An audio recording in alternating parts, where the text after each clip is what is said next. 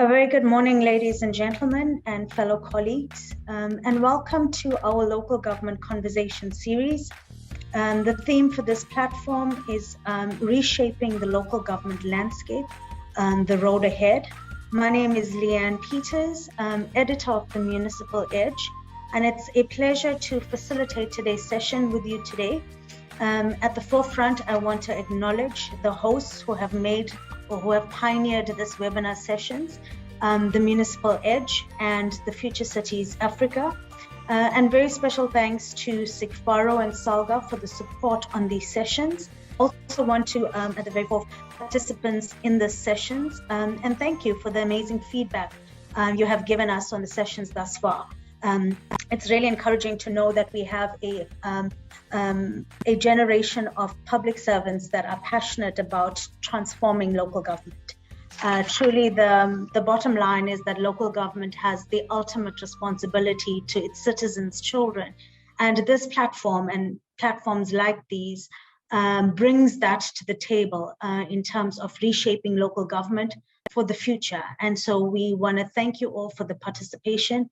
We want to extend a sincere thank you to our speakers and those that will be presenting even on today's session.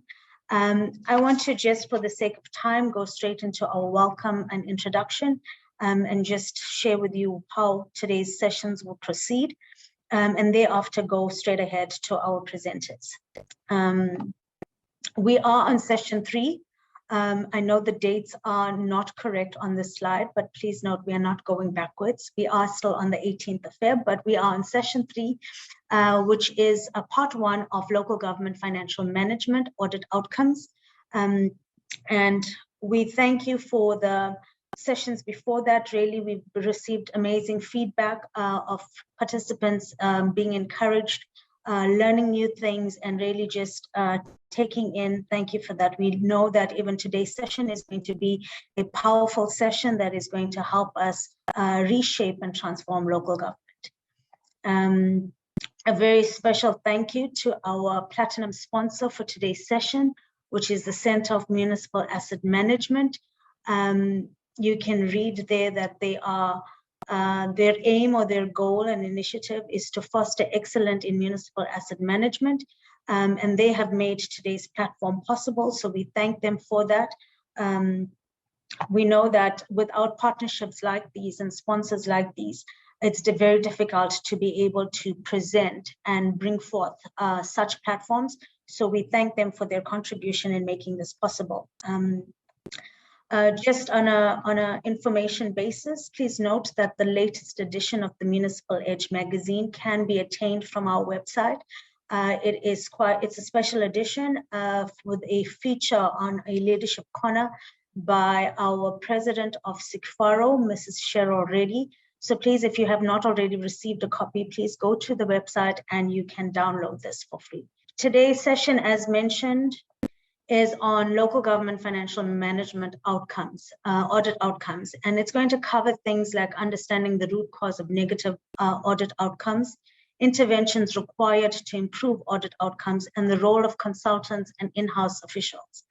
We have the privilege this morning to have with us our main speaker, Mr. Amos Twala, who is the Vice President of CIGFARO, and he's going to be doing the main presentation.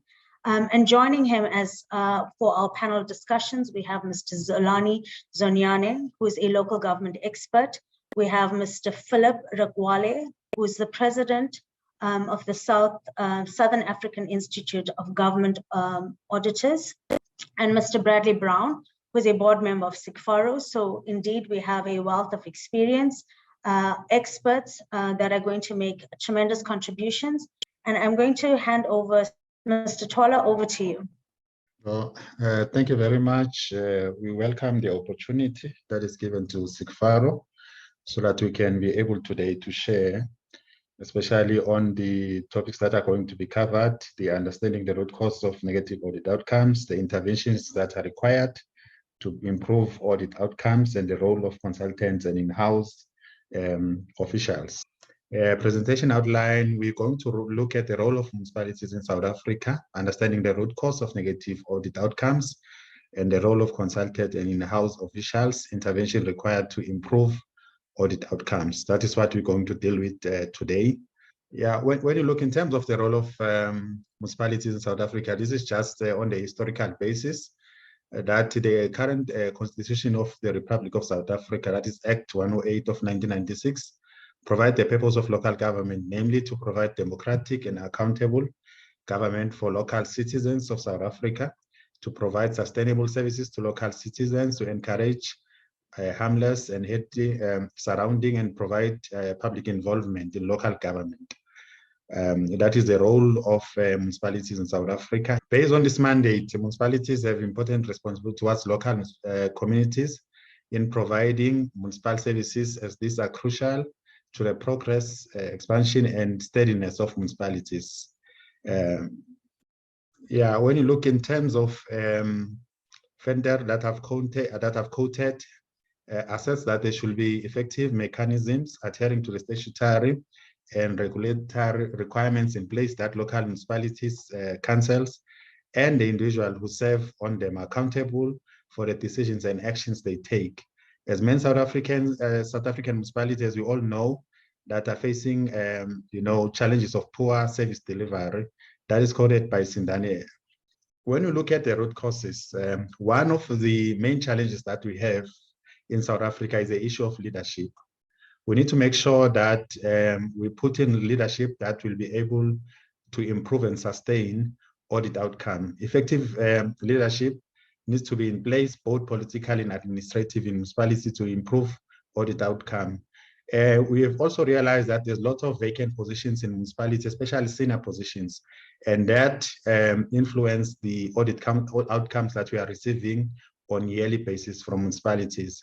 So what we are recommending here is that we need to make sure that we fill those positions with people who have the necessary skills and qualifications, so that at least we can see an improvement in the audit outcomes. Yeah, another root cause that we've identified is the question of your audit action plans. As municipalities, we need to make sure that we develop action plans that speaks to the root causes as identified by the Auditor General, as well as internal audit. And then we also need to make sure that responsibilities of internal controls are vested on the heads of department, municipal managers, and senior management. And failure to develop these audit plans and to monitor them will lead to negative audit outcomes. We need to make sure that after AG leaves, we put in a credible, audit action plan that will be implemented. That is supposed to be led by the municipal manager, who's supposed to make sure that whatever that we've identified is implemented on timely basis. Another one is proper record keeping. We need to make sure that information that will be required by the AG when they are auditing us, that information is readily available and it's credible.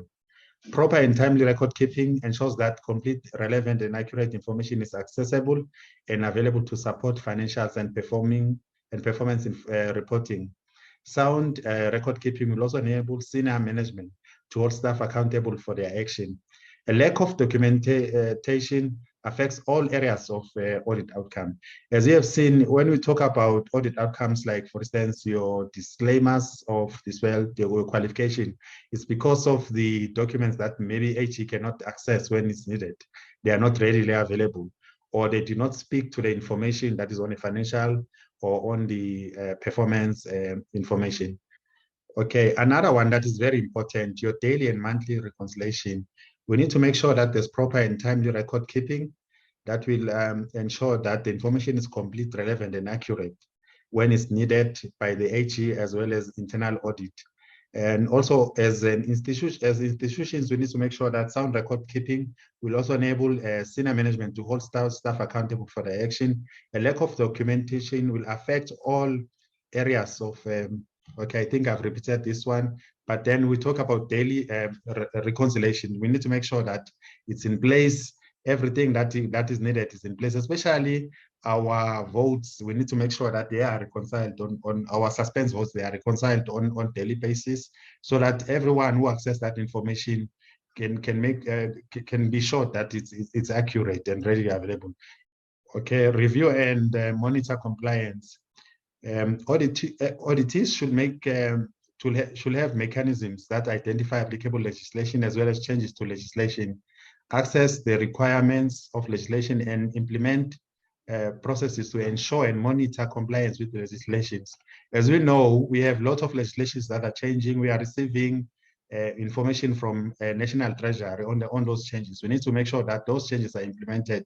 If you look back now, we had the issue of local content that was affecting lots of municipalities because those changes that were implemented, that were communicated, were not properly implemented by municipalities. So if there are changes, we need to make sure that those changes are properly documented and implemented and monitored by municipalities. And then another one, we need to make sure that the AFS are free from material misstatements. An error or omission that is significant enough to influence the opinions or decision of users of reported information. If there's a huge error on our financial statement, that obviously the users of financial statements, that is our creditors, even National Treasury, will sort of influence that. So we need to make sure that our financial statements are free from errors. We report on information that is there that can be that we can be able to account for as municipalities. Okay, on the issue of performance information, the reliability of performance report is a tool that is used to measure the goals and the report effectiveness of each of these reliable activities.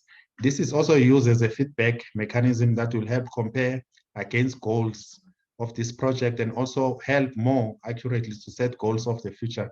It simply means that the performance information, we need to make sure that is reliable so that whatever goals that we set on our IDP and also on our SDP, the information that is there, we need to make sure that those goals we are able to reach, especially using the information that is on the performance, on our performance report.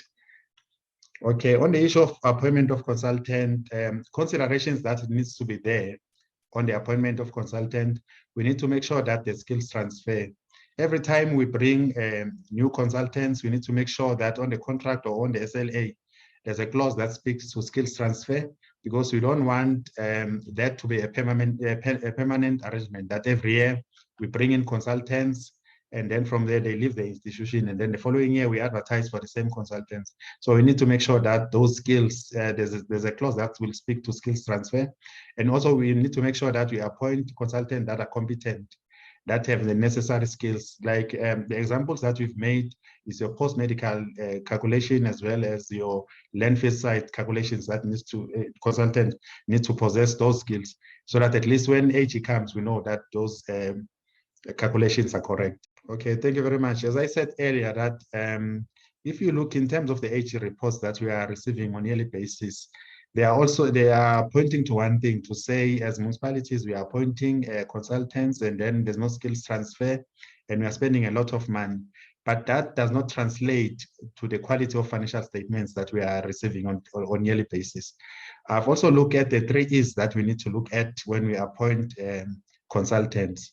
The first one is economy. Internal capacity constraints and high rates at the municipality has led to the use of consultants in municipality.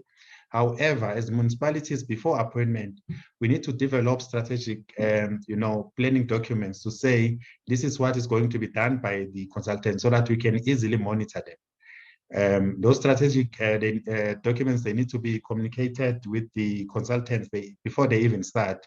As part of the specification, we need to say exactly what is it that they're going to be doing and how we're going to monitor it.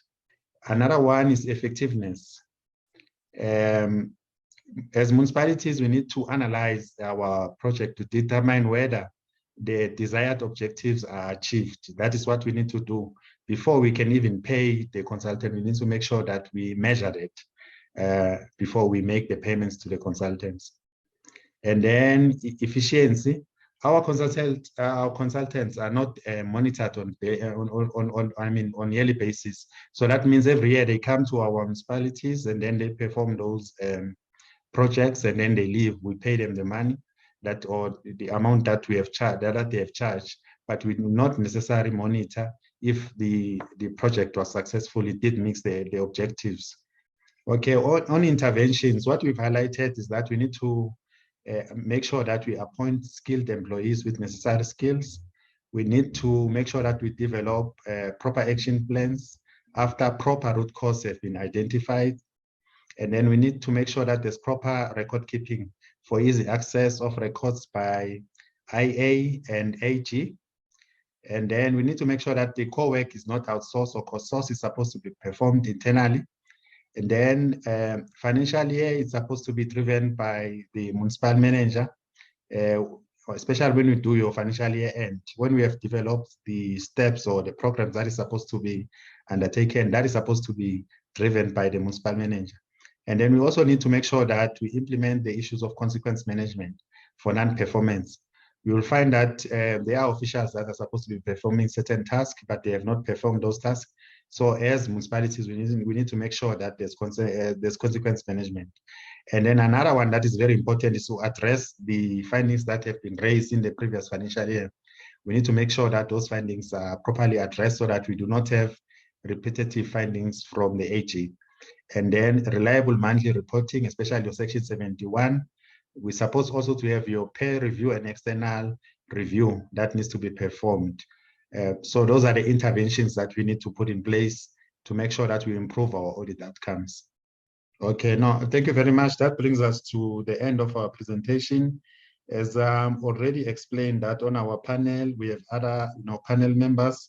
We will open for questions and also we'll allow them to have additions on what we have presented so far. Thank you very much. Thank you, Mr. Twala, for that very informative presentation. It is said that audit findings are easy to come with. However, successful change from a finding is true internal audit value.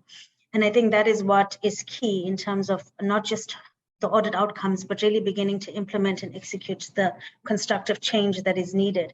I'm going to ask Mr. Bradley Brown, board member of CIGFARO, to maybe just come in and share a few thoughts on the presentation by Mr. Twala, and just to add your contribution to that for now. Hi, good morning, everybody. I hope you can hear me. I was just juggling between the two sets of screens in my office. What we need to understand, what does it entail to achieve an approved audit outcome? And I think you must take it back to the basics. In order to achieve an approved audit outcome, there's three areas which is crucial. The AFF that needs to be submitted must be free and fair from material misstatement, fair presentation. There must be a compliance to laws and regulations, and the performance information that you submit must be reliable. So I think if you just look at the stats from the 2021 financial year, only 27 municipalities in the whole of the country, that was the latest stats that I have, received clean audit outcomes. 1 metro, 3 secondary cities, 15 locals, and 8 district municipalities. Now, if we look that and work it out as the percentage out of the 257 municipalities, it is a scary picture to look at. But I think that three components of your AFS, which must be free and fair, compliance to laws and regulations, and performance information that must be reliable, that is crucial. And for me is that when you look at the compilation of financial statements, you need to have the important thing is the financial year end plan. You need to look on key deadlines, assign key responsibilities, and you need to have all personnel must be accountable and they must report on that key deadlines. I always say we must always be realistic. You need to assess where you are. If you have a disclaimer in the current year, the probability of achieving a clean audit the next year is 0. You must be realistic. Moving out of a disclaimer, it will take you 3 to 4 years minimum. When you have a qualified, you will maybe move to a unqualified the next year, because we prepare AFS with comparative figures. If you have a qualification based on certain figures, the next year that will be a qualification again, because that amount is in your comparative figures. But those are important things for me at this stage. You need to have a plan, you need to work your plan, and also important is your municipal audit action plan. And after the audit, immediately compile a municipal audit action plan to address the audit queries of the previous year, because that is the first thing that the Auditor General will look at when he starts the new audit, and that will give some assurance that you've addressed the audit findings of the previous year. I will give input later on, but from now, that is all from my side. Thank you, Mr. Brown, for that contribution. Yes, we will hear from you a little later on again in the session. Colleagues, I just want to remind you that we do have a chat and a question and answer facility at the bottom of your screen. So please make use of that. Send through your questions that we can discuss later on. And also we do have a poll. I'm going to ask my colleague Dan to just put that up for us now, so that we can do that before we do the next presentation. The poll question asks this: are audit outcomes a true measure of municipal functionality? Please go ahead and answer that, and we will then take that information. Okay, in terms of the results, we had 29% said yes, and 71% said no. So thank you for that. 29% yes and 71% said no in regards to our audit outcomes, a true measure of municipal functionality. With that being said, I'm going to open up the contributions that are going to be made by our panelists. And I'm going to ask Mr. Zonyane, who is a local government expert, to come through and make a contribution in his presentation in regards to audit outcomes. Mr. Zolani, thank you. Thanks a lot, Leanne. This platform is very much appreciated. But I think it's important to firstly extend my thanks to Dan and also Dr. Ngobo for allowing us to be in a position to have this conversation this morning. But this conversation also won't be possible without my fellow panelists. And thanks also to you, Leanne, for the wonderful job of facilitating. In starting with my input, I want to start with the theme of this webinar series, which is reshaping the local government landscape, the road ahead. It really begins to talk to the real issues that the municipal sector is faced with, given all the challenges that go beyond the audit outcomes that we will be talking about this particular morning.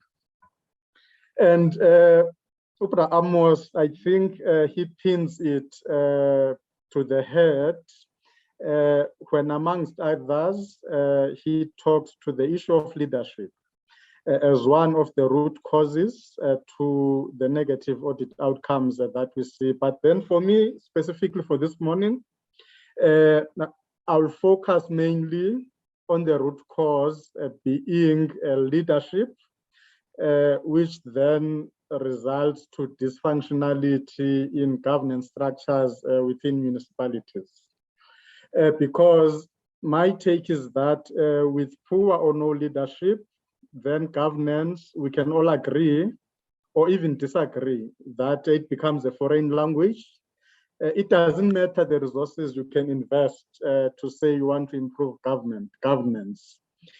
If the leadership is not sound, then the millions that you can spend in trying to improve governance will count probably close to naught.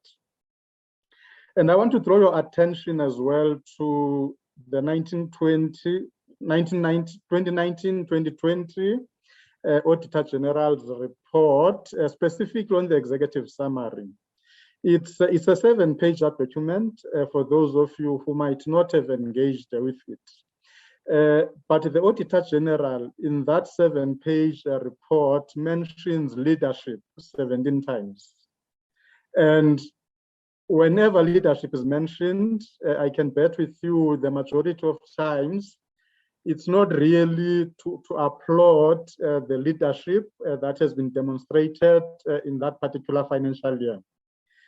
At the very first instance, when she mentions leadership, she writes, and I want to quote, "The responsibility to turn local government around is entirely in the hands of its leadership."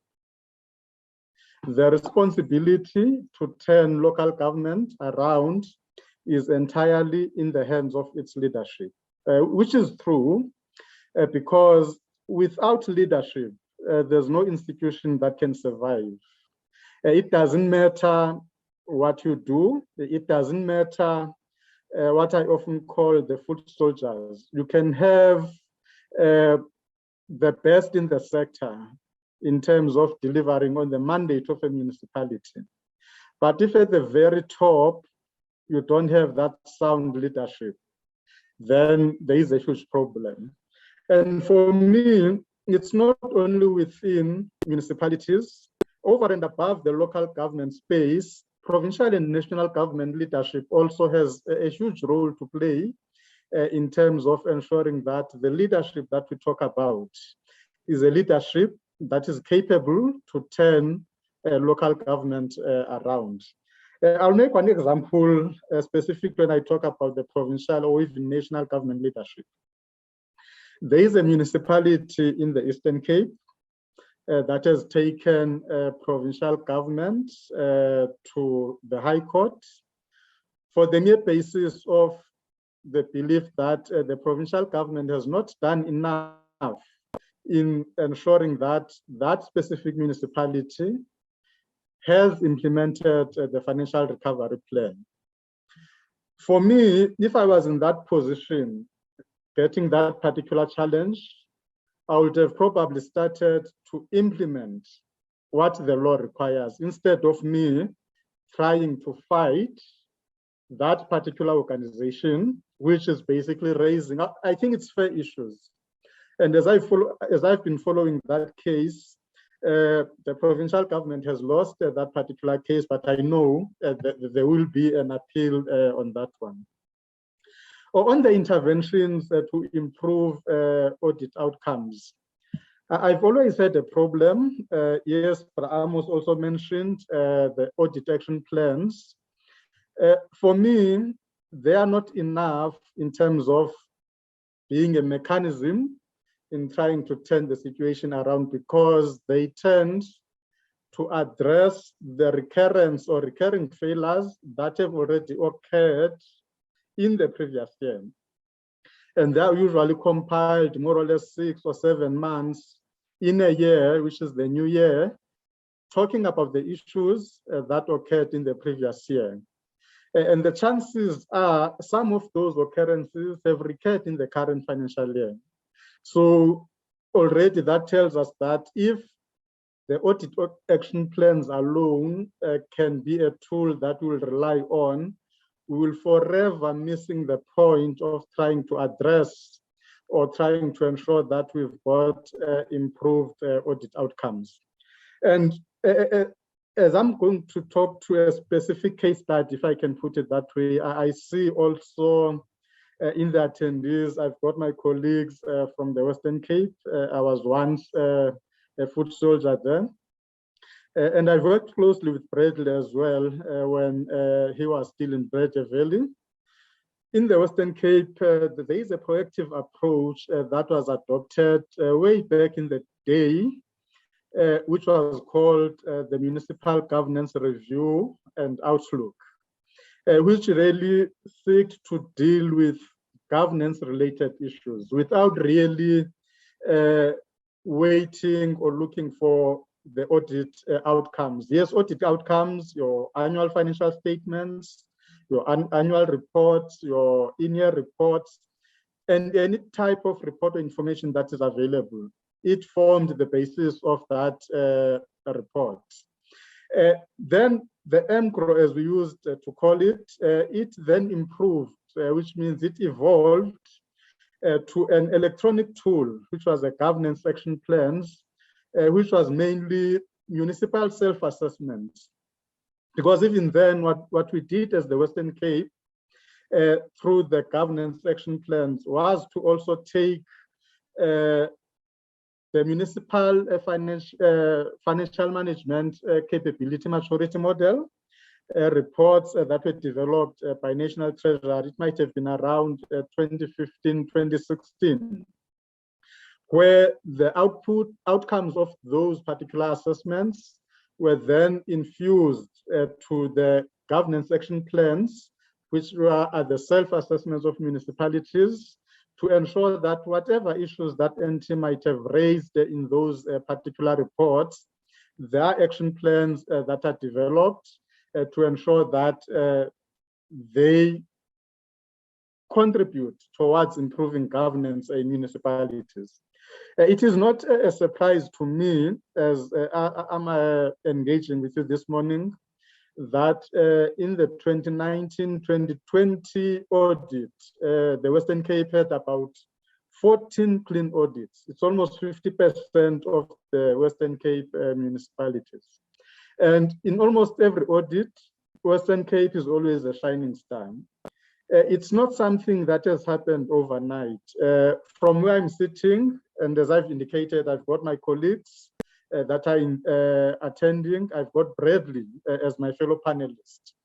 For me, if it was not for those municipal governance review and outlook, if it was not for those municipal self-assessments, Western Cape would not be where it is at this point in time. But most importantly, it's the leadership that I spoke to, because for those initiatives to succeed, those initiatives, the buy-in was from the Premier herself, from the MEC of Finance, MEC of Local Government, and other MECs within the province, who embraced those changes to say, yes, this is the trajectory that the Western Cape will be taking in tackling not only just the audit issues, but governance and leadership in general.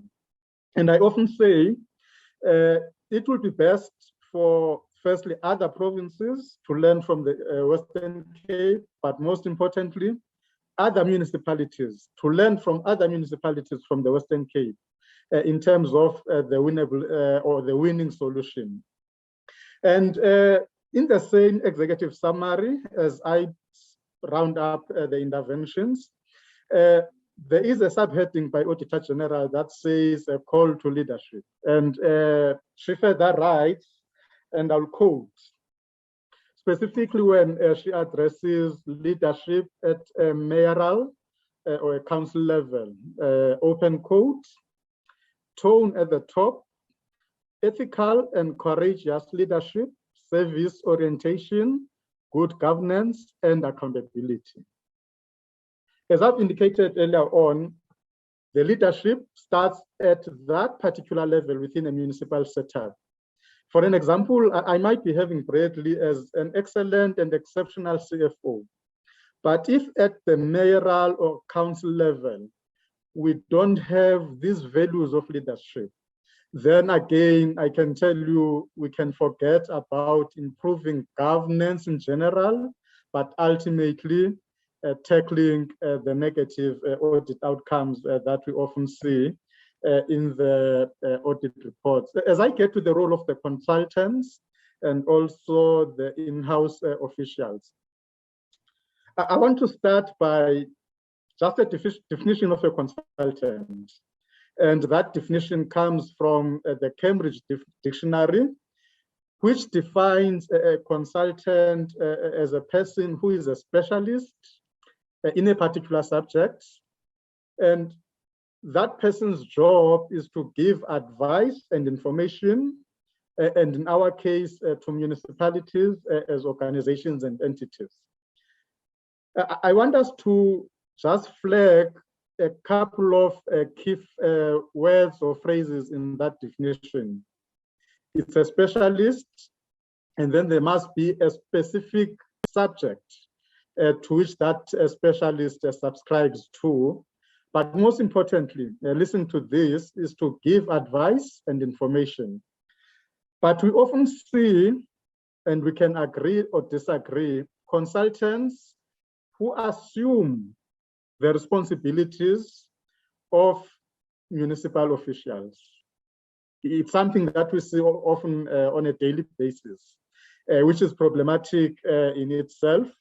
And again, I'll go back to the Auditor General's report because she writes extensively on consultants in the 1920 report, that specifically looking at just one component, which for me, it's a function that should not be outsourced under any circumstances.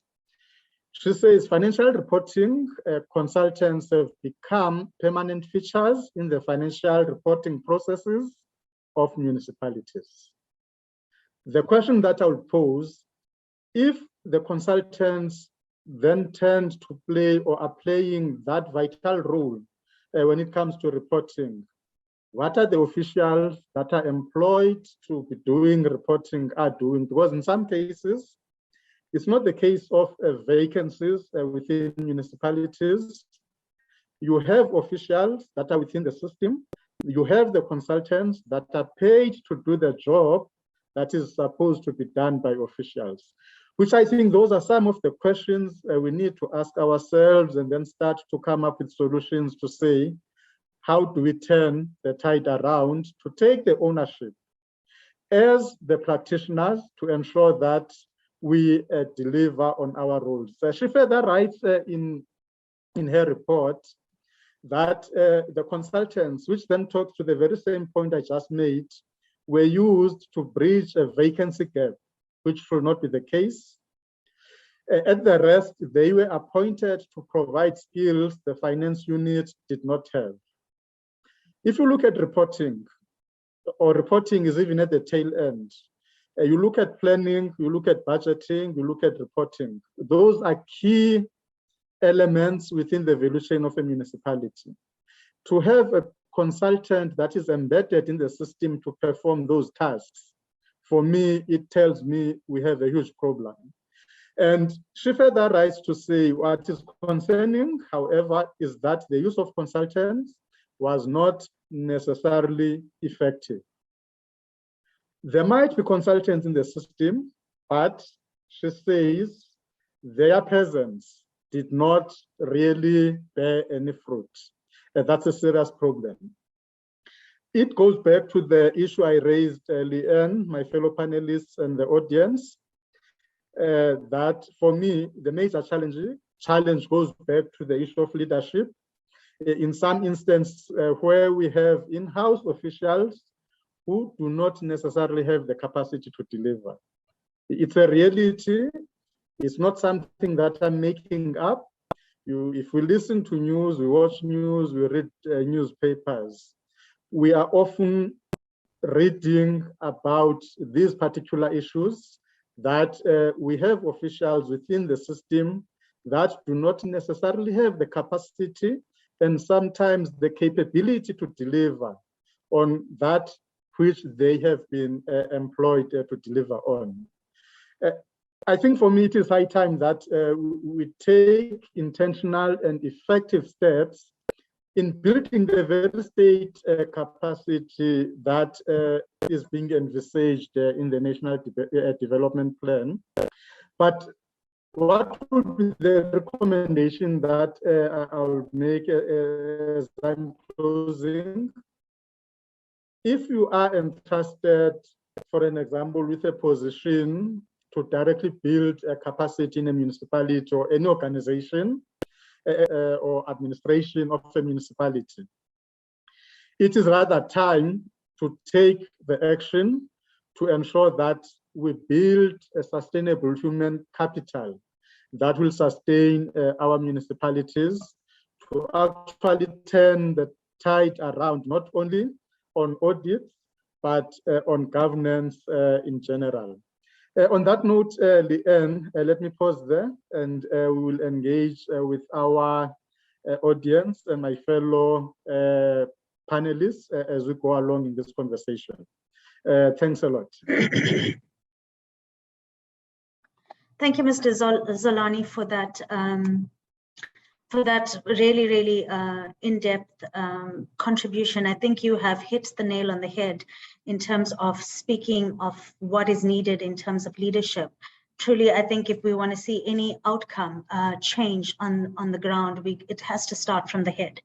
And so that's very, very important for us to, I think, continue to press for in terms of good leadership, in terms of not just political leadership, but really leadership within even municipalities that begin to govern with quality, expertise, and knowledge and experience to bring positive outcomes.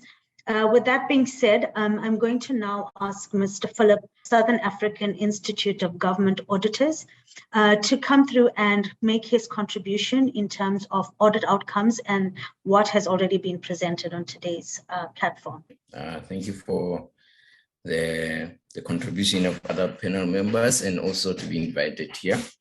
I think I would agree a lot with the previous speaker. The main issue of local government really is the capability of holding those who are supposed to do things accountable. And if we have people in council, and the last review was obviously the previous council, which just left. You had only, for example, 80% of those councillors having completed school at all. And if you look at that, it tells you that obviously there's a lack of accountability. Then also, if you look at that, it's so 69% of those councillors have matric or less. So you can't have people who are supposed to hold people accountable not having any form of education to be able to understand what is presented for them. I think it's also high time that that those who are put in charge of the oversight structures, there must be a level of minimum qualification to be in council, for example. Because people get away with a lot of things. Hence, we find that AG comes at the end and find a lot of deficiencies because all throughout the year, things are presented to those who do governance, but they cannot interpret what is being put before them, which is a huge concern. It's all about politics, but it's not really about holding those in charge accountable. I think the other thing as well that is also important is that if you look at just the stats, one of the things that 1 million South Africans do not have proper water and sanitation services.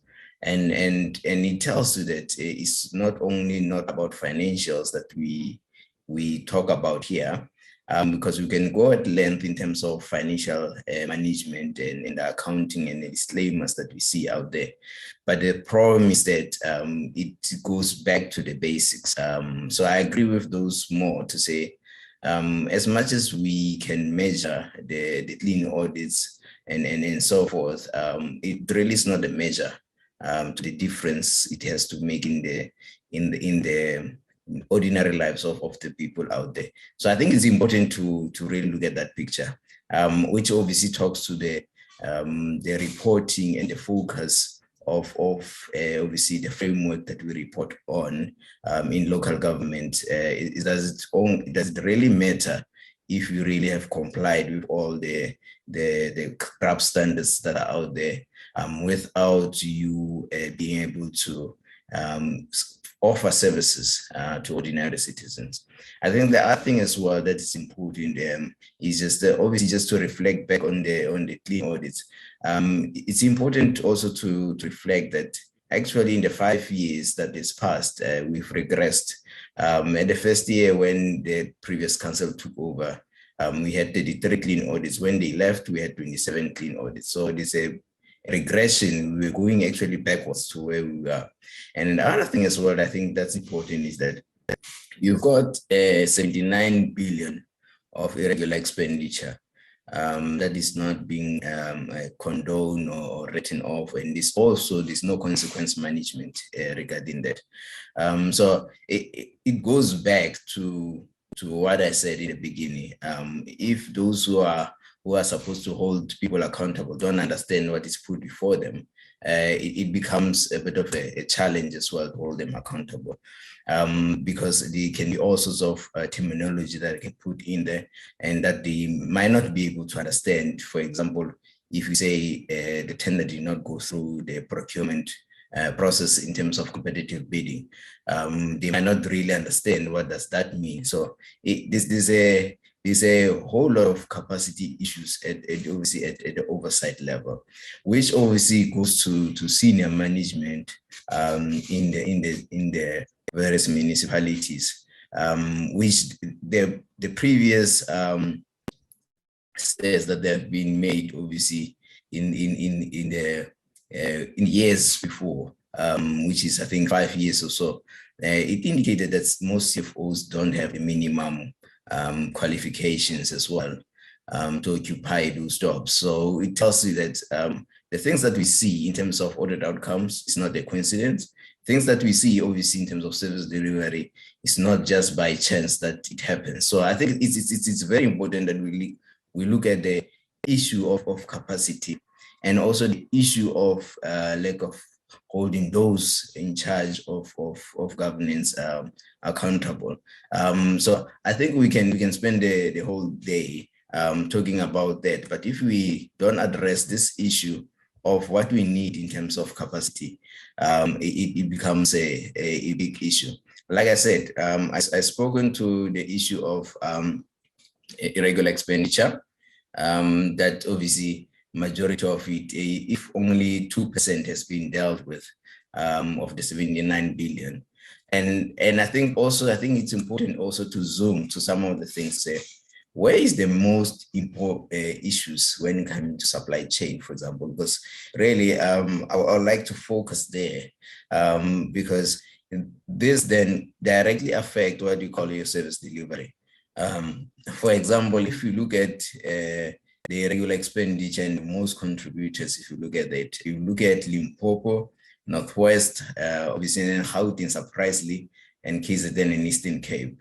So if we don't look at where the problems are and how can we tackle them and talk things at a high level, it does not really work. So just going back, and if you look at some of the comments in the chat box, they talk mostly about the role of NPAC. And if NPAC, obviously, like I said, most of them, they don't know what they do in terms of what is an investigation and what kind of capacity they need to investigate those irregular expenditure. Hence, we see what we speak about. And then the other thing as well is the role of Treasury and COPTA to say, how is this thing actually enforced to make sure that irregular expenditure is basically recovered, which is what the law requires, and also how much is that these obviously disciplinary processes. There's no consequence management. Hence, people, obviously, we can talk about capacity, which is my second point, is that if there's no consequence management, obviously people will do whatever they want to do and obviously get away with it. So, and I've named provinces, obviously, which are the main culprits that I've already spoken about. So if I just go further to say, what are the other things which are a problem is that you've got employees who are working with these municipalities and they are not disclosing their interest. So one of the things as well is that the capacity for these municipalities to identify these things on time and not wait for AG to come and catch them. Because if people are trading with them, municipalities and at the same time working for them, it does really defeat the whole purpose of having a clean governance and obviously making sure that things are delivered. One of the also shocking things, if I reflected as well, is that payments about, you say 80%, if I want to say so, in terms of the report.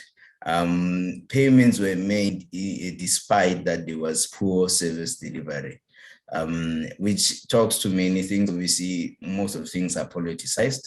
Some of the things is that obviously we don't have engineers in municipality, which talks to issues of capacity. I think there's very little municipalities that have engineers. Safe to say, maybe the metros have got engineers, but many local municipalities don't have engineers to be able to assess the completion of the work. But there are things obviously talks to the corruptions that we cannot turn a blind eye on. But it really goes to the core of the, firstly, oversight, being able to hold those responsible accountable, and being able to understand really what is the root cause of some of the things.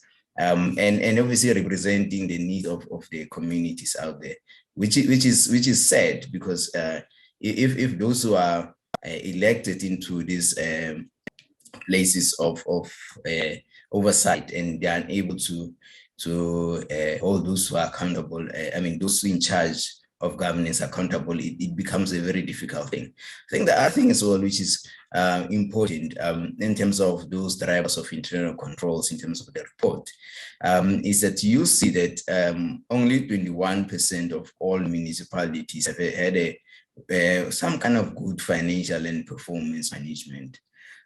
So it tells you that the whole almost 80% did not have that. And then if you go back to governance, only 33% of the municipalities really had a governance that is working, which tells you that almost 70% does not have any good governance or so forth. So there's a whole lot of things that I think we can unpack in terms of root causes. The other thing as well that I want to touch on is that if you talk about the in-year or year-end reporting, only like 12% of municipalities have that working, basically. And then also the review of compliance, only 9% of those municipalities have got a proper review of and monitoring of compliance, which I think I've spoken to the root causes that contributes to that, which is mainly obviously capacity, obviously at the political structure, and also at the senior management level. So until our government kind of look into how can we do the reforms around capacity. Firstly, for example, I say minimum requirements, both at council level and also at senior management level.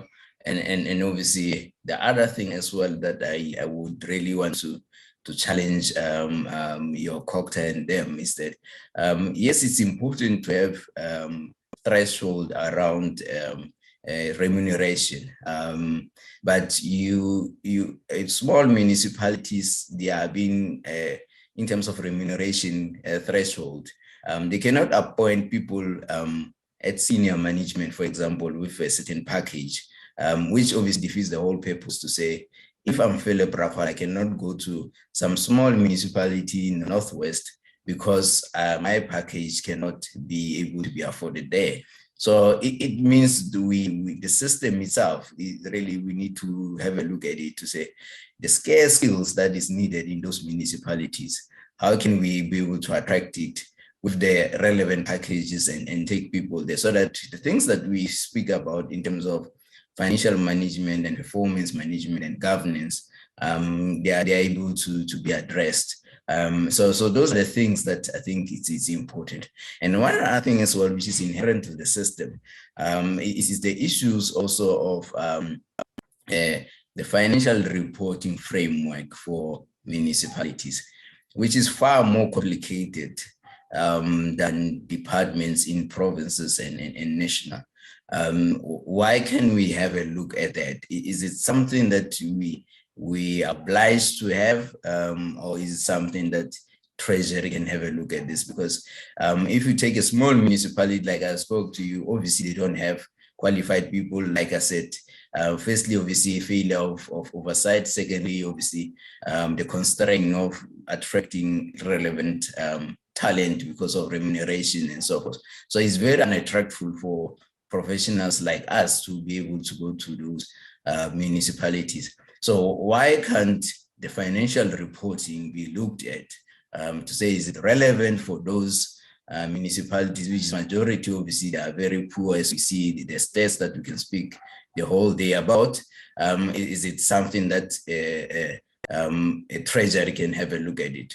The other thing as well, I think that is important. If you look at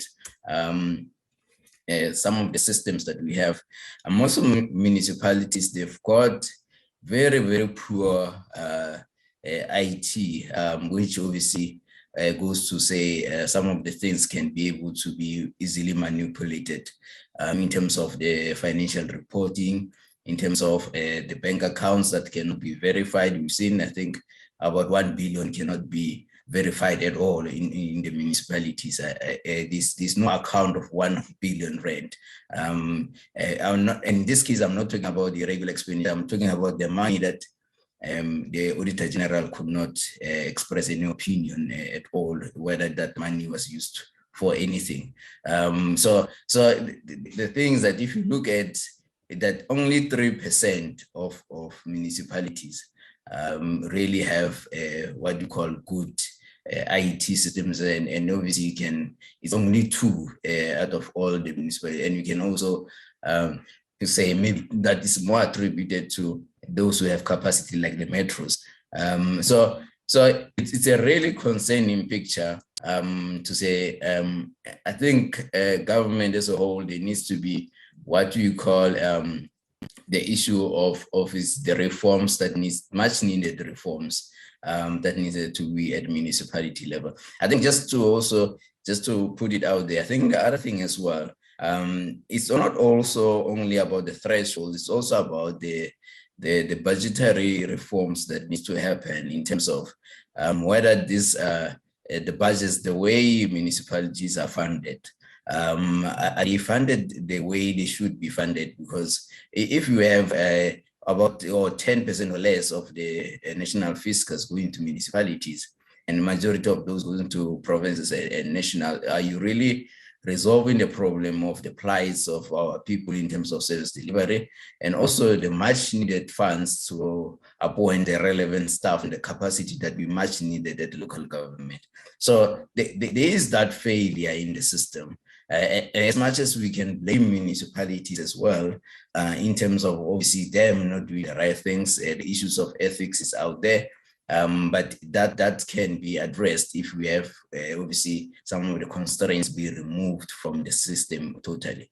I think the one that is very kind of obviously pains most of us is to seeing that only 11% of treasuries really function. Only 22% of offices of the Premier really function to support local government, and also corporate government, which is COGTA, only 11% of those really kind of perform. So it tells you that there's a whole lot of vacuum, not only oversight inside the municipality, but oversight over those troika, if you wanna name it as commonly known.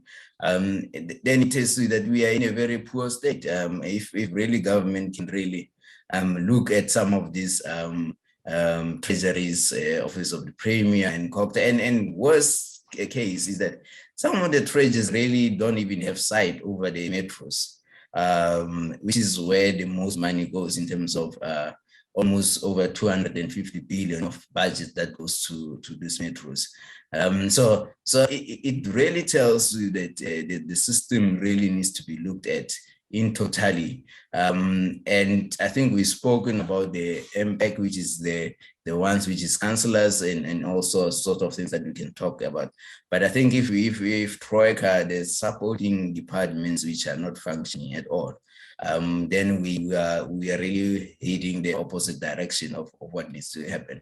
So I think we can talk about action plans. We can talk about many things that needs to be done in terms of how we can be able to increase some level of assurance and that we are able to account for the money that needs to be done. So just quickly before I move and obviously give over to the facilitator to continue the discussion with other panel members, is that what are the things that we should focus on? I think I've spoken about the constraints in the system, just the regularity constraints. Secondly, I've spoken about the tracker, which is really not performing. I've spoken about the tone at the top in municipalities in terms of making sure that there's ethical leadership, there's good governance and accountability.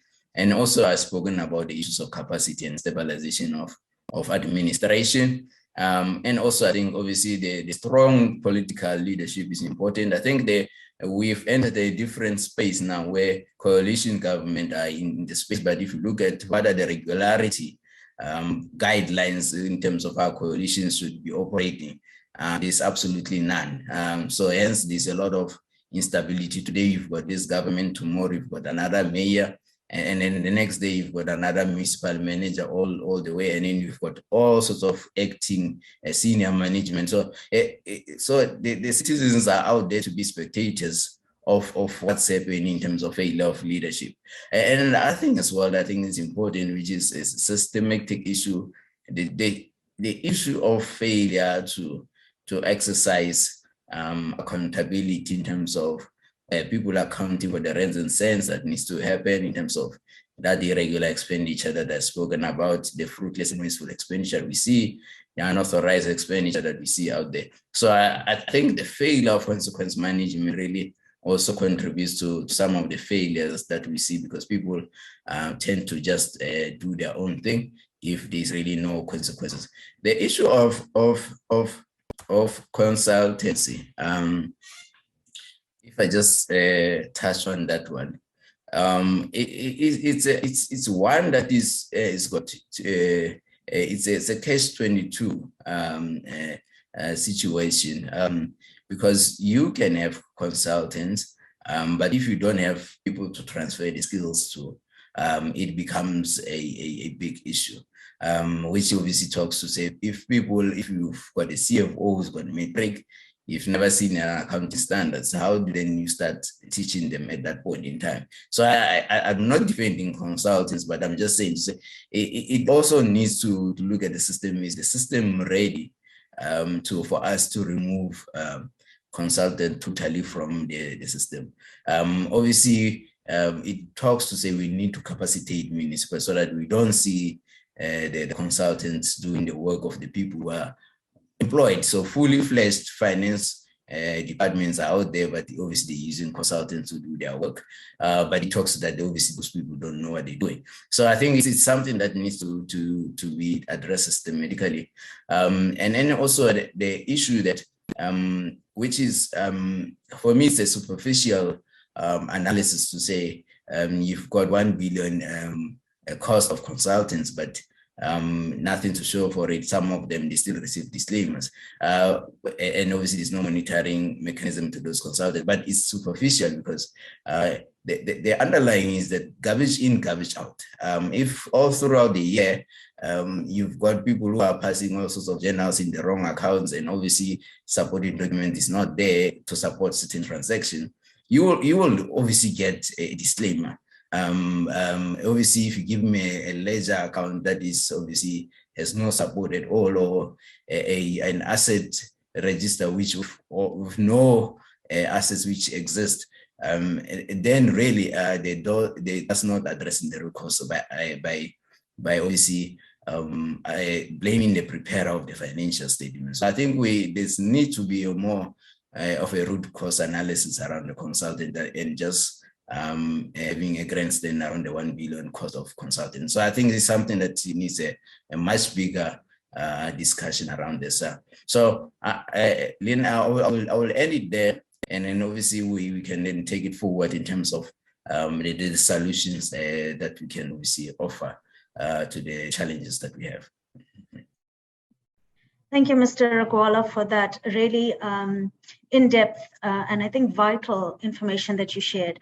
I think as public servants and municipal officials, we would be myopic in thinking that good governance can be translated or transformed into better governance without addressing some of the vital key things that you raised, especially in terms of professionalizing and capacitating the public sector and implementing, stronger consequence management in terms of governance of finances and audit outcomes. So thank you for that, sir. Definitely, we will be engaging further in terms of the questions and answers, and I want to thank participants for sending that through. I want to maybe also just ask at this stage for our panelists, if you are able to address any of the questions and answers and supply answers to the participants, then you can go ahead. I see Mr. Twala has his hand up. I'm just going to give him the opportunity to make a contribution before we go on to the next speaker. Mr. Twala, you can unmute yourself and go ahead. Okay, no, thank you very much. I wanted to speak to the question of your internal and external peer review to say how is it done. As I'm an auditor by profession, I will say what is done, especially in internal audit. If I'm a CAE at Ngangara district, I'll request a CAE from another municipality to come and review the work that I'm doing, especially the auditing, to say, am I auditing in terms of the methodology that was approved by the Audit and Performance Committee? And then when it comes to the external review, normally it's done by an independent person that will come in and see if when I'm auditing, am I following the IA standards? And am I also following the internal audit methodology as approved by the audit committee? So that's how it's done. Thank you. There was one question about that, so I'm addressing that. Thank you, Mr. Twala. I see Mr. Zolani also. Okay, sure. Thank you for that, Mr. Twala. Mr. Zolani, I see your hand is also up. You can just make your contribution and then we'll proceed to the next speaker. So thanks, Leanne, and also once more, good day to all the attendees. Really for me, it's firstly the question that was asked by Uprapita. By the way, I used to work with Mr. Msiza in Gauteng Treasury. During that time, we were pushing some capacity building, I would say, initiatives. And he's raising quite, I would say, a vital question around the capacity of all those committees, your MPECs, and the likes. For me, it's not even a question of what government must do or what institutions must do. It goes back to, and I think these are the conversations that we need to have, as uncomfortable as they are. As a citizen, when I go to the polls and vote for a specific councillor, what attracts me to that councillor, or what is the ticket that I'm voting for? Because that's the root cause. We found many councillors who are in many councils, and it was indicated earlier on to say even their level of education is not up to scratch. Compounding that problem is the fact that as citizens, we seem to abdicate our responsibility, not only of electing the right leaders who are perfect for the purpose, but to also fail when they are sent to office to play our role of holding them to account when they fail to account. That's why it starts, because we can do everything that we can do within municipalities as institutions. But if we don't go to that level of leadership, as I've indicated in my input based on the Auditor General's report, that if we don't arrest that particular problem, I usually say 10 years down the line, we'll be here talking about the very same challenges that we have. But then, what can be done? We have currently, for an example, all the training initiatives, all the workshops that we have. And it's a question that I often even have myself to say, of the funds that are spent on consultants, for an example, how much of that is spent on consultants who support councils and councillors in performance of their roles and responsibilities? And I think the answer to that for almost all of us will probably be the same, to say the consultancy service within municipalities tend to focus more on supporting administration. Yet it's the same administration that feeds these complicated reports to the very same councillors, which we all agree their level of education is not up to scratch. Even the capacity building initiatives. It's a conversation we had with Dr. Ngobo at some point when he was running, I think it was last year, that we really need also to look at the how of the capacity building initiatives that are being provided, not only to councillors in this case, but also to the officials. Probably it's time we go back to the drawing table, we review and relook at the effectiveness of all these capacity building initiatives that we have. Are they giving us what we want? And if it's no, we then come up with better solutions towards building the capacity. So for me, as I say, if we don't arrest the leadership at the top, it doesn't matter what type of solution we come up with. Yes, it can assist, but then again, it goes back to the citizens, their role within the governance value chain in municipalities.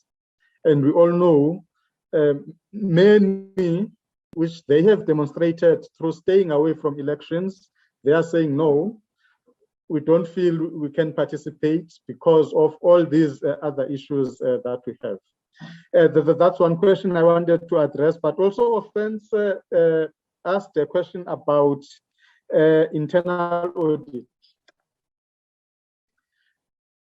When I think about internal audit or accountancy profession in general, it takes me back early in the 2000s, on what led to the fall of Enron. For an example, many might know the story. I won't get into it. But if you look at that story, you look at just one example. We had a commission of inquiry on state capture. You look at how auditors or audit firms were complicit in the wrongdoing that was happening. And in getting to the point of, or the question of offense, I have engaged with auditors in my life within the public service. Yes, I am a qualified auditor myself, but I've never practiced auditing even in a single day. What is coming out for me is, yes, as auditors, we understand what is our role and responsibility. But again, if at leadership level, now at this case, both at political and administrative, there is no conducive environment for auditors to perform their function. You can have the best auditor that you can have in the whole world. If that environment doesn't exist for an auditor to perform his or her functions, then we have a big problem. And again, it's not the problem of the audit profession or the accountancy profession. The problem is with the environment that exists within the system that we have become accustomed with. That's the problem. And again, it goes back to, for us to solve many or majority of our problems, we need to tackle the leadership failures and the governance failures head on to create that conducive space for the technocrats to do their job. Thanks a lot, DM. Thank you, Mr. Zolani. We're going to address a bit more of the questions after our next speaker. I'm going to ask Mr. Bradley Brown to just make his contribution. If you can come on, sir. I just want to say also, if you could possibly address the following. Your municipality has impressively received 7 clean audits in equal years. If you can also just add to the things that you were going to present, what has enabled your municipality to have achieved this, and what can other municipalities learn from this? So if you can maybe just add that to the things that you were going to present, we would appreciate that. Thank you, sir. Okay, thanks, Leanne. From my side, I've heard a lot of the debate, and I think 2-hour session is too short. Maybe we must engage in a day session. And I've seen some of the questions. I'm a practitioner, so I will talk out of experience. What is important is, Zolani has mentioned the issue of leadership. Now, your political leadership is important. I've seen there, in some cases, there's a direct correlation between if the council is unstable, the financial sustainability of the municipality is there sometimes are challenges, and it directly impacts on the audit outcome. For me personally, it is better to work in a council where there's an outright majority, never mind what governing party or elected party is in, but it's better to work in a council that is where there's an outright majority, especially when you occupy a Section 57 appointment like me. But sometimes you are not that fortunate, and then you work in a council where there's a coalition, and it also depends on the type of contract you have in that council. Is it a 5-year, is it a 10-year, or nowadays we get permanent contracts as well? That all has an influence. But I think there must be a clear distinction between roles and responsibilities. Your new council or any council member must know his roles and responsibility. And we've taken our newly elected council, the mayoral committee, on a 2-day strategic session last week. And we clearly defined the roles and responsibilities. And we have a management model, and that management model entails what is the role of the executive mayor, what is the role of an ordinary council member, what is the role of a PR proportional council member, and what is the role of the accounting officer, the municipal manager, or the city manager, and how does that interface work? And if you don't have that management model in place, you will have challenges in your specific municipality. And what is important is that there was a question posed: if you have clean audit outcome, does it mean you're a functional municipality? I would disagree and say, if you have a clean audit, it does not mean that you are a functional municipality. The Auditor General doesn't audit your full books. They only audit a portion of your books. And if they don't give absolute assurance, they give reasonable assurance on the stuff that they audit. So what is for me important, and we need to go back to the basics. If you go to the Constitution, what is our main role and responsibility? Our main role and responsibility is to provide municipal service in a financially sustainable manner. To me, it is important. It's not that important to have a clean audit per se, but to me, the financial sustainability and viability of your municipality that you work in, that is more important to me. But there is a balance. If it means that you have a clean audit, it means that your controls are in place, you have reliable financial information, you comply to laws and regulations, and your performance information is also reliable. But if you look at the developmental duties of a municipality, is that you must structure your administration and financial processes to give effect to providing that municipal service in a financially sustainable manner. So we can have all the compliance tick box, but to me, equally important is financial viability and sustainability. But there must be clear roles and responsibilities in terms of leadership, your elective leadership, and the administration. And what we have is functional Section 80 committees. with MMCs.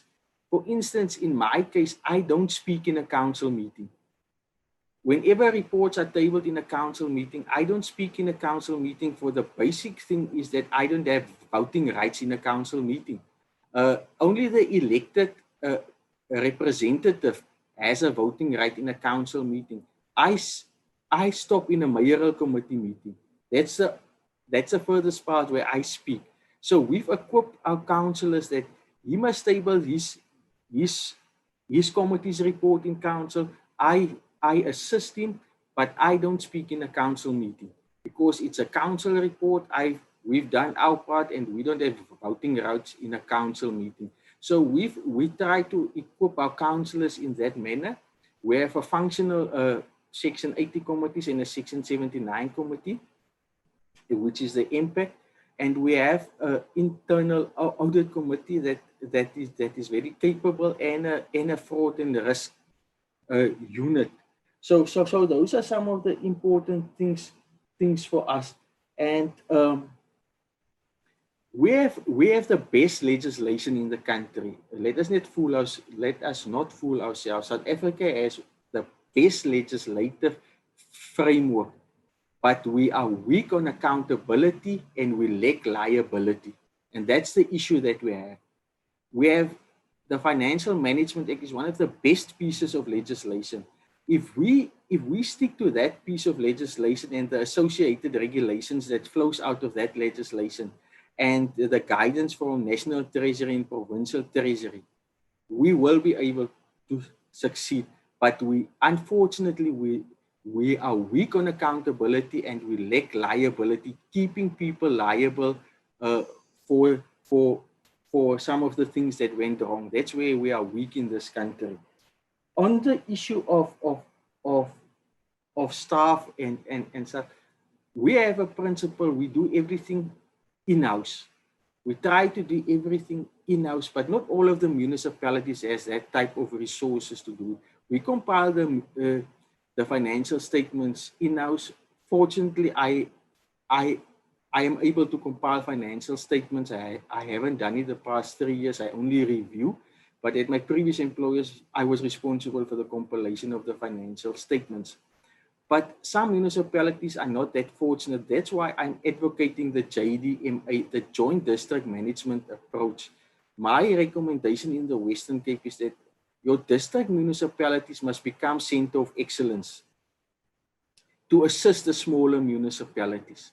Because there is some shared services that can be done through the district. If you look at your internal audit, if you look at performance information, and if you look at the IDP, and if you create that center of excellences within the district, whenever there's new regulations or new pieces of legislations, pilot it first at the district, and the district will roll it out to the locals within that specific demarcated area. So those are one of the things that I advocate strongly in the Western Cape, that your district municipalities must become centers of excellence and they must pilot new reforms. Then the other thing regarding consultants, I believe there is a place for consultants, especially when you look at a review of financial statements. Each year where I come from, I've been at Drakensberg now, is my 2nd year. My previous employer, I was 8 years. I was fortunate enough there to be part where we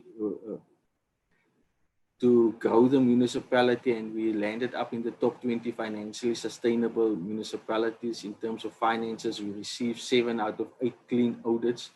But what I'm saying is that if you don't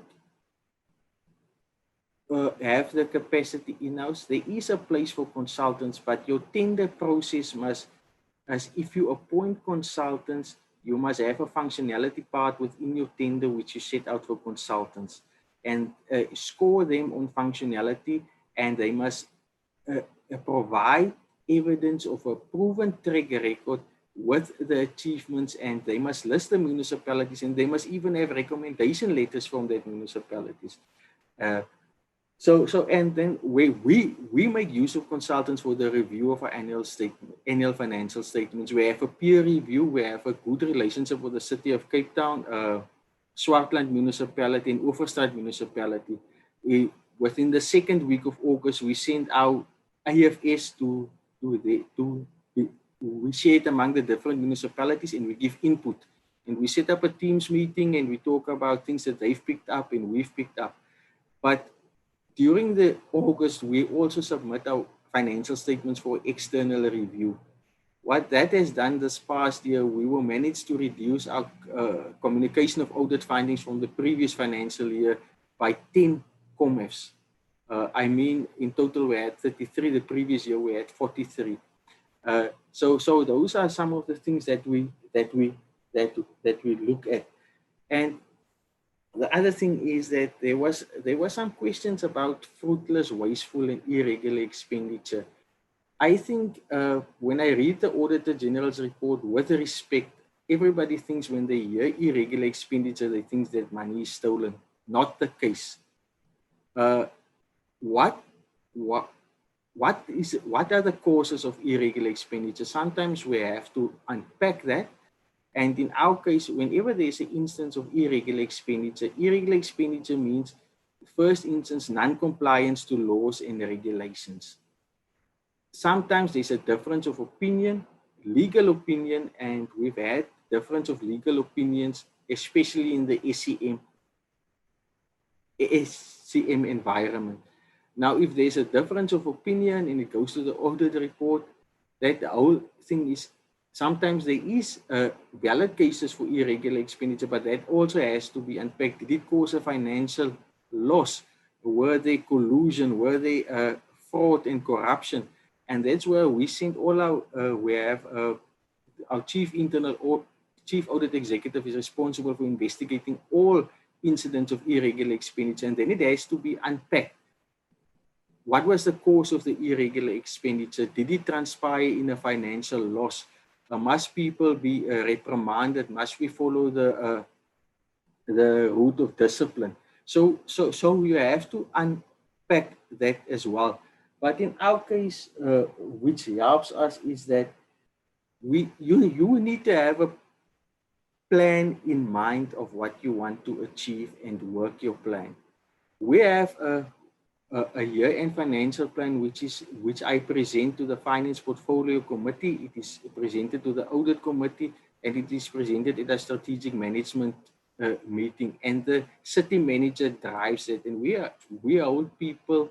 We are accountable for that. And our municipal action plan, and I can share it with the people, is that we have clear deadlines, a responsible person. We also have a system what we call monitoring and evaluation. We hold people accountable. If there's a due date, you must provide the information. And not just the information, we evaluate the information, and to address as we go into the next audit cycle, all the issues of the previous year must be addressed. And that's how we work. We try to improve every day regarding this, but we keep people accountable, and in many cases we keep people liable. There has been disciplinary actions in some instances where we found that irregular expenditure and unauthorized expenditure has led to financial losses of the municipality. So that is what we do here, and we have our audit committee is a very equipped and knowledgeable audit committee. We have a fraud and risk management committee, also very knowledgeable and equipped people on that. And those are some of the things that we've implemented, and we've seen the results. And what is more important is that your interim reports, every month we close off with our section 71 is a close off, like we have interim AFS statements, and we evaluate that on a monthly basis, because your monthly financial reports is an early indication if there might be issues further down in the financial financial year.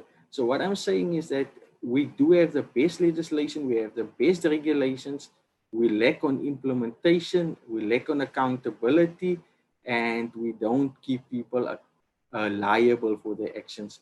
That is all from my side. Thanks.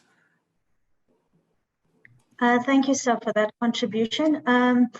I want to just hand over to Mr. Rakgwale. Just prior to Mr. Brown coming on, he did have his hand up to answer questions. So I'm just going to give him the opportunity before we address some of the questions that have come through on the chat. Thank you, Leah. I think the question I wanted to ask, to answer, Kifu asked about graduates being attracted to local government, and obviously some of the things that that will address young people being there in terms of obviously into the capacity that we spoke about.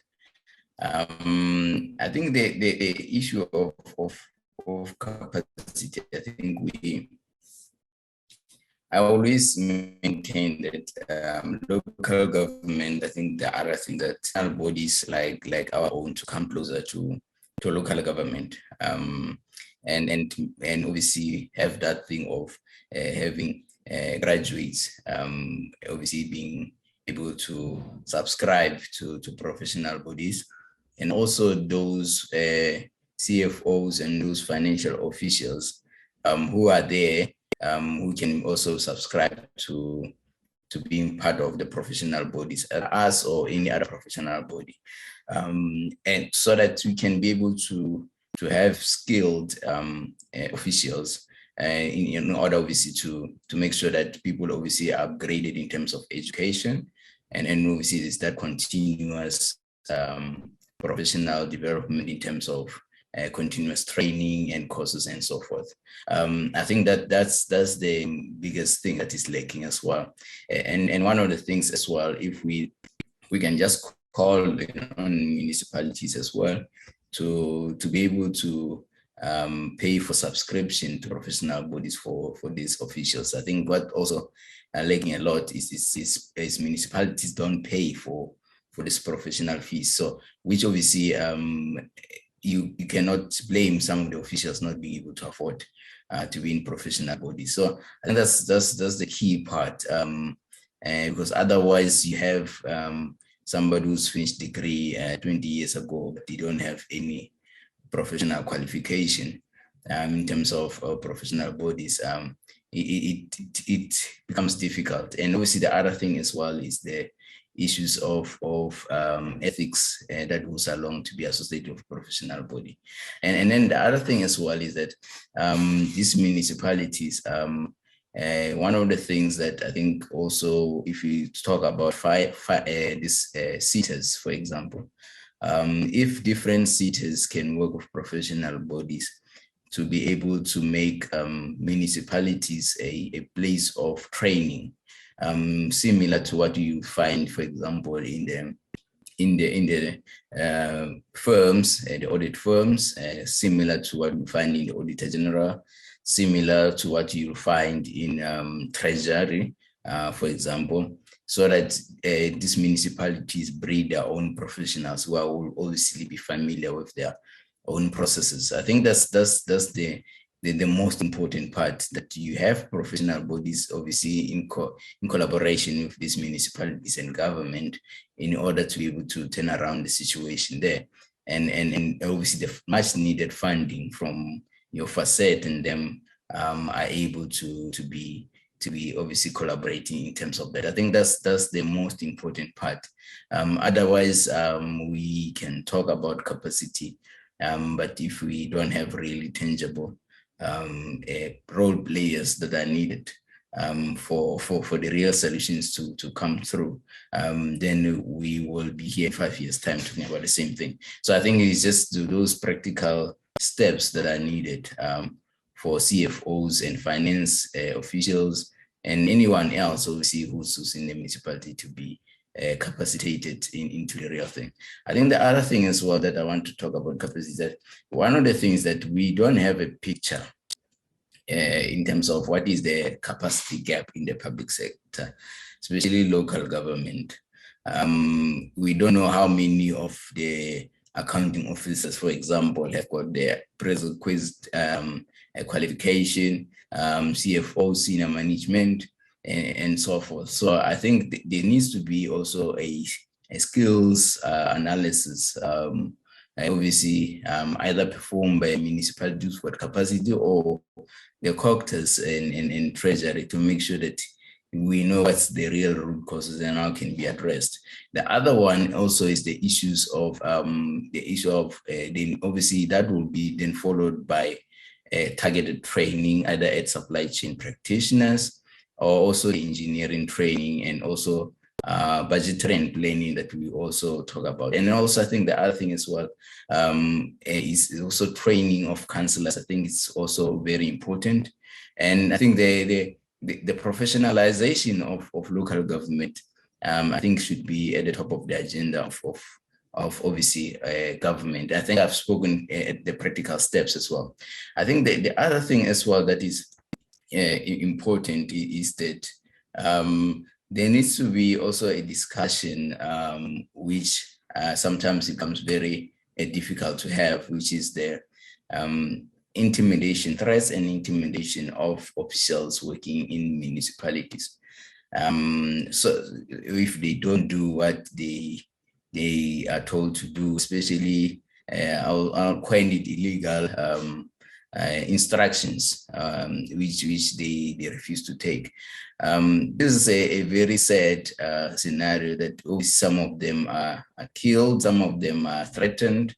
And these discussions, I would challenge that the role players here would have at some point in time, even if it's not today, but this needs to really talk about the threats and intimidation of officials in local government, given that obviously local government is the most politicized sphere of government because of obviously the proximity to communities and obviously the councillors coming from this community. So, and obviously people having all sorts of an eye on getting the benefits. So I think it's something that I think is a discussion that we need to have at some point in time. So Lynn, that's just my contribution so far. Thank you, sir. We have a few minutes left on this platform, and we'd like to use that to address some of the questions that have been put forward. I want to thank the participants. Truly, we've received quite a lot of comments and questions, but I want to start maybe with the one posed on the chat group for Mr. Twala, just after your presentation, sir. This is the question that was raised to you. The speaker mentioned internal and external peer review. Can we get more clarity on these reviews with examples? Thank you very much. I think I did address it. It was also addressed by Mr. Brown, especially on the reviewal of financial statements, to say what they are doing as a municipality. They normally take their financial statements to the district, and then they will look if there are any errors and then attend to those errors. So I even said from the side of internal audit, we have our own reviews. Like, for instance, I'm a CAE of Nkangala district. I can invite a CAE from another municipality within the district to come and look at my audits when I do my audits, whether am I doing them in terms of the standards and well as the internal audit methodology.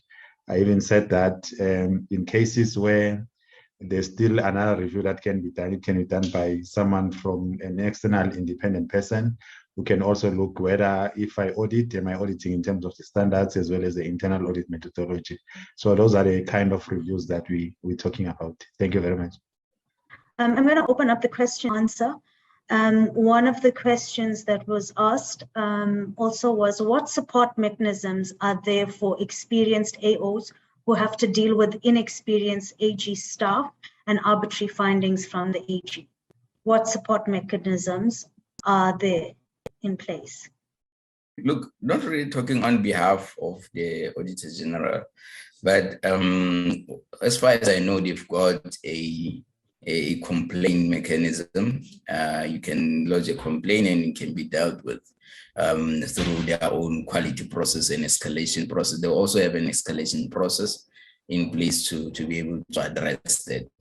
Because I think that's obviously an internal matter that obviously they have to deal with if they've got people who are not guided properly. I think they cannot run away, specifically as any other audit firm of having juniors. But I think they can always be a way of being supervised properly. And obviously that as they follow the complaint mechanism, and obviously there's an issue of escalation as well. And I think the other also is that Treasury also, they've got a support mechanism, and also COGTA, they also chip in when these differences of misinterpretation and so forth.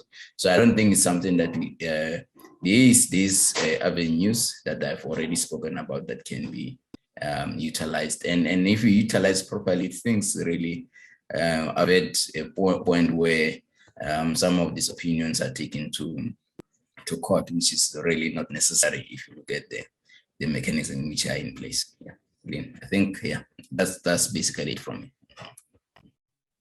Thank you, Mr. Rakgwale. Another question posed on the chat, the Q&A tab, was the quick survey at the beginning indicated that audit outcomes are not good indicators of a municipality's functionality. If so, how should we rethink the audit approach and scope in order to give us a full picture of a municipality's functionality? For me, and having engaged with AG, I will say directly, which is the current AG, it will be practically impossible to extend the scope beyond what AG is currently doing, because my question has always been, and it goes to the issue of the clean audits, to say until such point that clean audits are matched with service delivery, then we will still forever have the problems. And her response is always, service delivery is a management issue. If we're going to extend the scope of the audits currently, it therefore means, yes, we don't trust, or there has been a loss of trust within many circles in the governance value chain. But it also means if Auditor General is to venture in those other areas, it therefore means we might as well close shop and not have municipalities. It's a good question and a valid one, but again, it's more, what is it that we can do to arrest the problem that we have that then gives us the negative or bad audit outcomes? I think I've got a different view, Lynn. These standards can be amended. For example, the internal reporting within AG, which some of us have worked for them for quite a while before I moved, is that the reporting on predetermined objectives is something that internal they need to look at.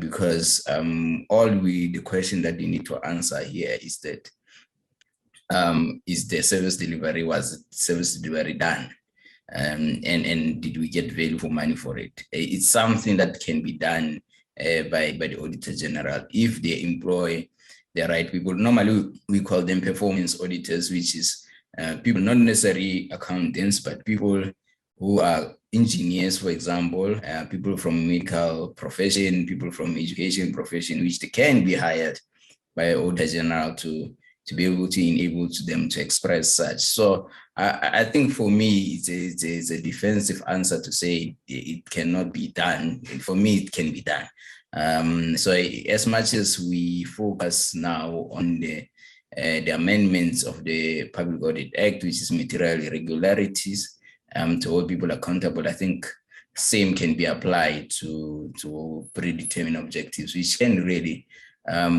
be going down to projects that are being carried out by different municipalities and going to check if that road of 50 kilometers is really 50 kilometers and whether it's surfaced to 3 layers as supposed to happen.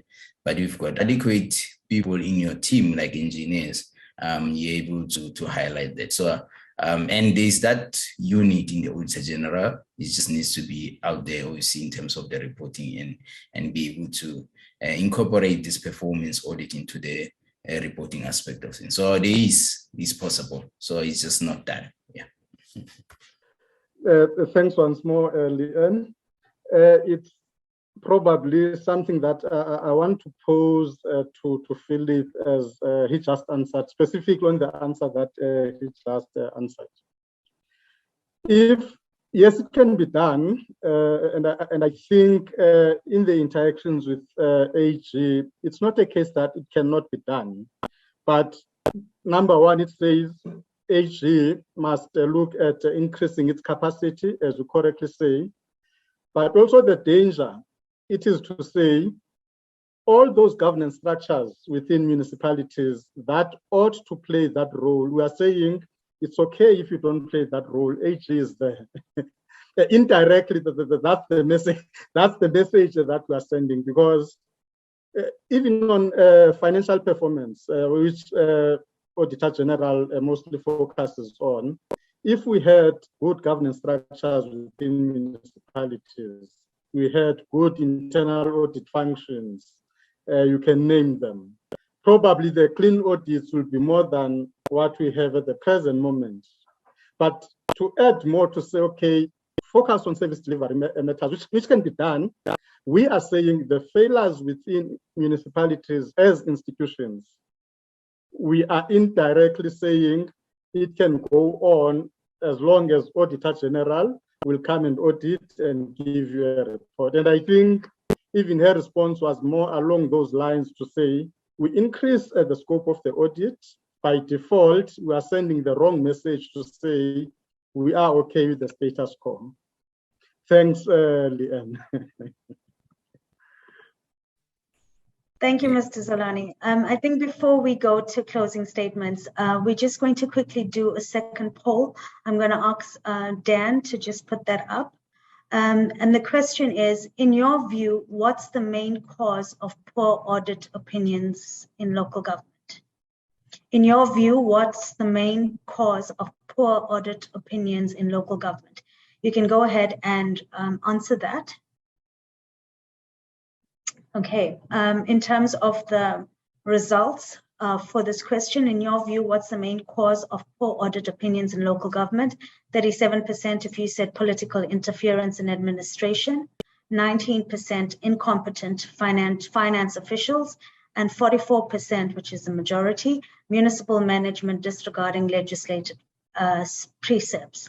So thank you for participating in that. Just as time allows, we have just unfortunately not able to go through all of the questions, but just as parting closing remarks, there was a question that was raised.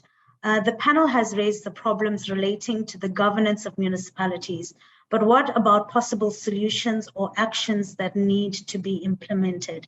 Can I ask for our panelists to maybe all three that are still with us, to please maybe just answer that question as part of your closing remarks as we end today's session. We can start with Mr. Twala, if you can go first. Okay, I think, yes, we have, we did deal with that one while we were presenting, to say part of the solution that needs to be put in place is the question of putting people in right, position with the right skills. And then on top of that, also the question of leadership, to make sure that, especially on the side of the political leadership, I think Mr. Phillip touched on that, to say we need leadership that has the necessary skills so that they can be able to lead the municipality, in a correct way. So I think those are the two that I think from my side, I think can be solutions to make sure that we move forward as municipalities. Thank you. Thank you, Leanne. I think the real things, I think, is the reforms that I spoke about, and the reforms around, obviously, budgetary reforms, remuneration reforms, the issues, obviously, of Mr. Twala spoke about, having minimum requirements for those in council, and also making sure that we easily capacitated at senior management in all levels, and also performance management of all levels. And I think lastly, Troika to really play their role in this. I think those are just a summary what can really work in all this so that the machinery can work. Thanks once more, Leanne, to the organizers and also our audience. I think for me, it's something that I've already touched on as well, to say, until such point as the electorate, we elect leaders who are capable of holding the administration accountable. We elect leaders who are able to account back to us as the electorate. It starts then. If you lose it at that particular point, it doesn't matter what solutions or strategies we bring to deal with what I would call technical issues, because the technical issues that exist, let's talk for an example, consequence management. Consequence management starts with me holding my councillor accountable for the actions of my councillor. It then goes to the councillor holding the accounting officer or the leadership within a municipality accountable. Consequence management says the accounting officer, the executive leadership, must utilize consequence management to turn the situation around. If within that value chain there are gaps which are there at the present moment, then, as I've indicated, 10 years down the line, we will be still talking the same language. It should be a case where we see a municipality as an entity or an institution that is composed of the layer of citizens or customers, the council, and the administration in the delivery of basic services. Thanks a lot, Leanne. Colleagues, I thank you for your participation in today's platform. We have unfortunately reached our time limit. Please note that the link to today's session, together with the PowerPoint presentations and comments that have been made, will be circulated to all those that have registered. We will be continuing with these local government conversations next week, Friday, and we trust that you will, be online and engage again on reshaping our local government and truly preparing a better future in terms of governance for our children's children. I think that is the point of this kind of platforms. And I want to thank you. Thank you for your passion and for your true desire to see governance change in our country. To our speakers and panelists, we thank you for your invaluable contribution on this platform, for your time, and also for the contributions in terms of expertise and skill and knowledge that you have shared. You have made today's platform a success, so we thank you for that. Once again, I want to just mention our hosts, which is Future Cities Africa and Municipal Edge, together with our partners CIGFARO and SAIGA, who makes these platforms possible, and our main sponsor for today, the Center of Municipal Asset Management. We thank you, and we look forward to engaging on this platform again soon. Thank you and take care.